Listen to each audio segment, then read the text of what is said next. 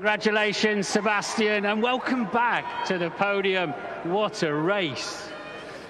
Yeah, it was quite intense, quite long, but good fun. I had a really good opening lap, and I think I found myself already in P4. Was quite happy on the extremes. Then we switched to inters. It was a bit more difficult in the beginning, and only towards the end I started to find the pace again. Obviously, it was very intense in the last lap, so yeah, a bit of a surprise to get to snatch the podium in the end, but certainly very happy. I think it was a really enjoyable race in very tricky conditions. Yeah, you were quick all the way through, but just take us through those last few corners where you were able to snatch the podium. Well, I saw that Charles was quite close to Sergio, and I heard that Sergio is just struggling with his tires. So the laps before I was already chasing them down, and then yeah, I could see them fight. And as soon as I saw Charles locking up, obviously I saw that there's an opportunity for me. It was very close as well with Sergio. He was, I think, he had nothing left on his tires. Were there any thoughts on the way through in the closing stages? I'm going in for dry tires, give it a gamble? Yes, all the time. I was 20 laps to go. I was thinking about dries because the circuit was constant. The tires anyways were worn.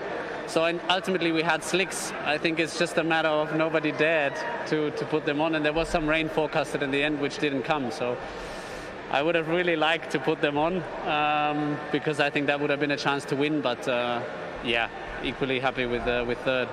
Congratulations again, a day for wise heads, and talking about a wise head and a lot of experience. It was close in the final lap.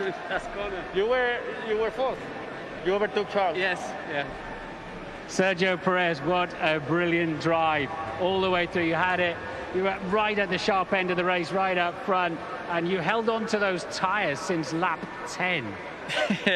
That was key, really. I mean, I've told my team on the radio, I think one more lap on those tires, and I don't think, I think they would have exploded. The vibrations were extremely bad towards the end.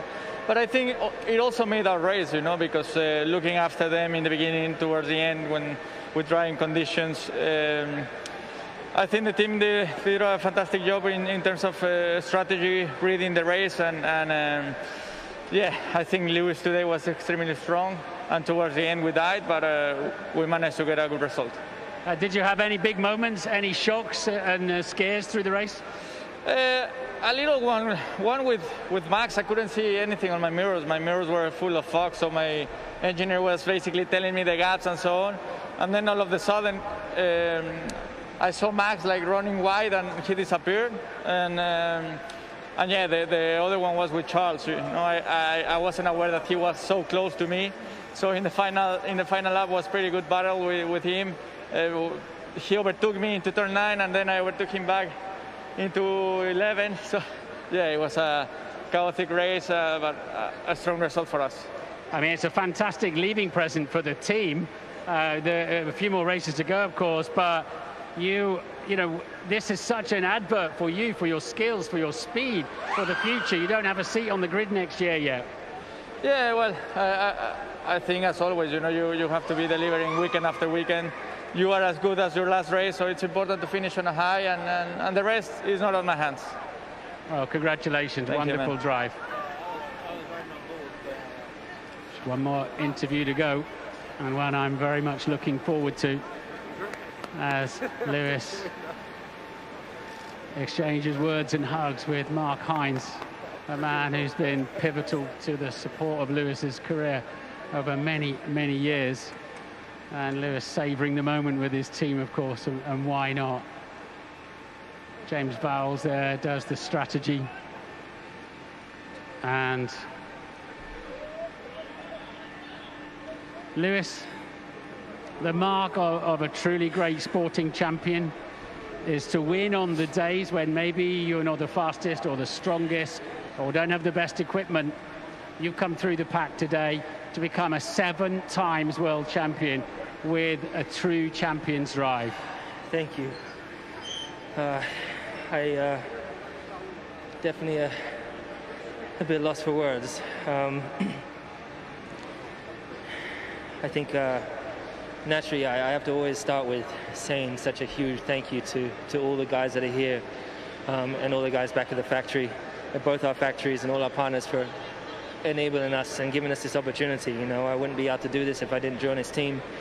and the journey we've been on has been monumental, and I'm so proud of him. I want to also say a big thank you to Team LH for sticking with me all these years, and then to my family, you know. We dreamed of this as when we were young, and when I was young, when we were watching the Grand Prix, and this is way beyond our dreams. And I think it's so important for kids out there to hopefully see this and know that don't listen to anybody that tells you you can't achieve something. Dream the impossible and speak it into existence, and you've got to work for it, you've got to chase it, and you've got to never give up and never doubt yourself. You equaled the great Michael Schumacher with 7 world titles. That was a drive Michael Schumacher or any other of the truly great Formula One drivers in our 70-year history would be proud of. Thank you. I mean, today we knew coming here it was already such a difficult weekend. We weren't really massively disappointed with our qualifying position. We knew that we were kind of on the back foot, and we did the best we could. But then we learned a lot. You know, this is what we do as a team. You know, like there's no blame game. We hash it out. We do hash it out, and we really have to. You know, we continue to try to improve our communication so that we can make moves forwards. And we don't always get everything perfect. But today, I mean, we had that small moment at the beginning of the race with the new tires and then I couldn't get past Seb for a while, and at that point I could see Albon pulling away, and I was thinking, Jesus, this race is falling away from me, falling through my fingers. But I just kept my head down, just kept believing that I'd eventually pick up pace of some sort at some stage, and that's what I did. A few laps in, you were over a pit stop behind the leaders. You were kind of nowhere. At which point did you think, I might win this? Well, there was a point, obviously, that Seb was pulling away from me, and I couldn't figure out at the time what it was, so I was checking my temperatures. I didn't know whether it was because my tires were overheating or they were too cold, but they got to a bit of a drier patch. I think I went through the real rough phase of the graining of the tire, and then it started to come back, the grip started to come back, the track was drying in areas, and I was improving my driving lines the whole way through the race, so then I started to pick up pace. And then Seb pitted, and for me, I knew that that wasn't the right choice personally, so I just decided to stay out. And as the tires got more and more slick, that's exactly what he needed, but fortunately, because that intermediate tire, it holds temperature. If I went out on new slicks, I wouldn't have made it round, but it was the best decision. Yeah, your tires are slick, they are naked, they are bald sitting there, but yeah. You overruled the team in the end. You didn't fancy splashing down a wet pit lane. You thought you could get it. I don't know how you did. Well, you thought you could get it to the end. Well, you remember I lost the world championship in the pit lane. Yeah. So I learned my lesson from 2007, that's for sure. And I felt like I really had it under control, and the grip was feeling good, and I was going to deal with the rain if it dropped. But oh, wow. Well, congratulations, thank you. Tens of millions of people around the world loved that race, and all of you put on a great show for us. Thank you. Next up, of course, Bahrain, where we're heading to. Well done, Lewis.